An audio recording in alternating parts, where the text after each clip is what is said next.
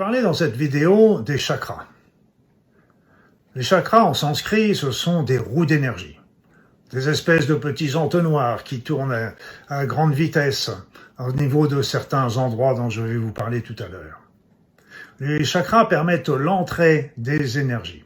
L'entrée des énergies, et ces énergies vont d'abord aller stimuler une glande hormonale et aussi un plexus nerveux et par là notre système nerveux central et périphérique.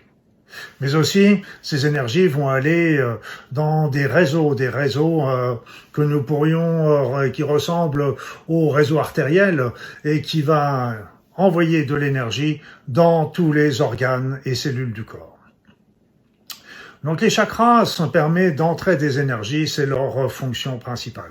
Accessoirement, elles peuvent permettre la sortie des énergies usagées. Ces énergies usagées, normalement, suivent un autre parcours pour être éliminées, mais quand elles sont en difficulté, quand elles sont surchargées, les chakras peuvent en prendre les supplés, du moins en partie.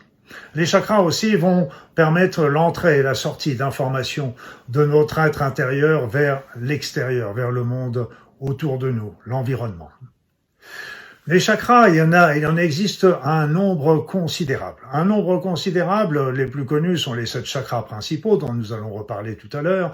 Mais ce qu'il faut savoir, c'est qu'il y a aussi des chakras secondaires, dits secondaires. C'est-à-dire, il y a des chakras qui se trouvent par exemple sous les clavicules, au niveau des genoux, des coudes, des paumes des mains, des plantes des pieds, etc.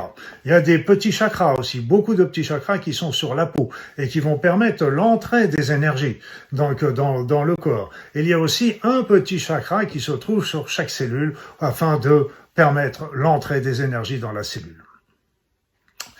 Donc vous voyez, il y a des millions, voire des milliards de chakras si on tient compte des petits et des minuscules et des microscopiques chakras qu'il y a dans notre corps.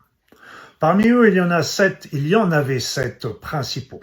Chaque chakra correspond à un niveau de conscience.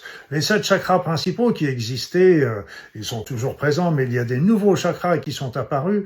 Ces 7 chakras principaux, il y avait le chakra racine qui est situé entre les jambes, qui sert à l'enracinement, qui était en rapport avec le squelette.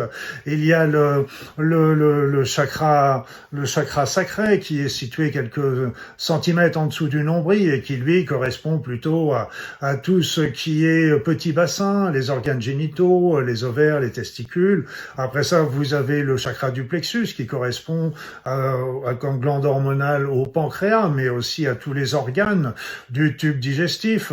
Le chakra du cœur qui correspond avec le thymus comme glande hormonale, mais aussi le système cardiovasculaire et voir le système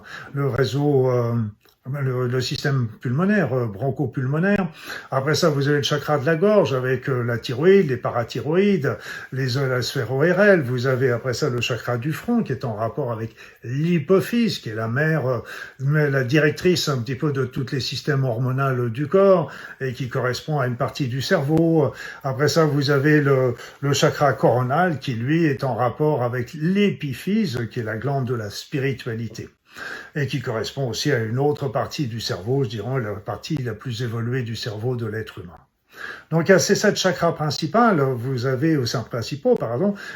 il y a des 6 nouveaux chakras. Ce qu'il faut bien comprendre, c'est que chaque chakra correspond, comme je vous l'ai expliqué là tout de suite, à une glande hormonale et une partie des organes du corps. Après ça, il y a eu depuis ces dernières années des nouveaux chakras qui sont apparus, et ces nouveaux chakras, il y en a eu 5 qui sont apparus au-dessus de notre tête, au-dessus du chakra coronal, qui eux correspondent au sentiment d'unité, avec des talents qui vont se développer de télépathie, de téléportation, de clairvoyance et une supra-spiritualité, et puis aussi un nouveau chakra qui est un chakra racine, sous le chakra racine, et qui est un chakra qui va nous permettre de demeurer dans cette incarnation, parce qu'avec tous ces nouveaux chakras, nous avions tendance à partir un petit peu, nous devenions perchés, comme on dit, on était parti un petit peu dans d'autres dimensions, alors que nous devons vivre dans celle-ci et nous enraciner. Donc c'est là le rôle de ce 13e chakra qui nous est apparu,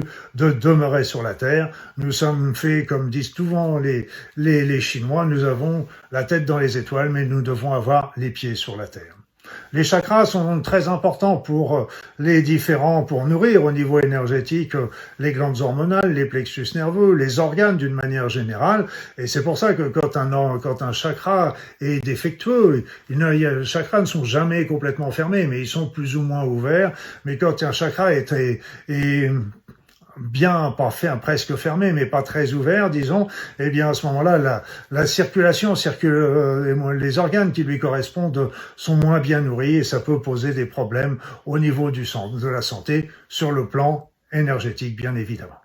Voilà donc pour travailler sur les chakras, pour les équilibrer, pour les ouvrir, pour les réguler, il y a un certain nombre de techniques qui existent et ce qu'il faut bien savoir aussi, c'est que déjà votre pensée peut déjà faire beaucoup en demandant à l'univers, à la vie, que tous vos chakras, grands et petits, soient ouverts et régulés. Ça ne fera pas tout forcément, mais ça fera déjà un petit quelque chose qui sera toujours bénéfique. Autrement, je vous conseille d'aller voir un thérapeute énergéticien qui pourra vérifier vos chakras et les harmoniser s'il y a besoin. À très vite.